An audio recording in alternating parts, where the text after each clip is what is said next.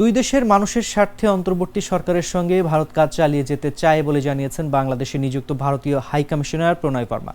বুধবার পররাষ্ট্র মন্ত্রণালয়ে পররাষ্ট্র বিষয়ক উপদেষ্টার সঙ্গে সৌজন্য সাক্ষাৎ শেষে সাংবাদিকদের এ কথা বলেন ভারতীয় হাই কমিশনার। তিনি বলেন, আজ শুধু সৌজন্য সাক্ষাৎ ছিল, কোনো এজেন্ডা ছিল না। দুই দেশের মানুষের স্বার্থে অন্তর্বর্তী সরকারের সঙ্গে কাজ চালিয়ে যেতে চায় ভারত। প্রণয় বর্মা বলেন, ভারতে অবস্থানরত বাংলাদেশের সাবেক প্রধানমন্ত্রী শেখ হাসিনা প্রসঙ্গে সুনির্দিষ্ট কোনো আলাপ হয়নি।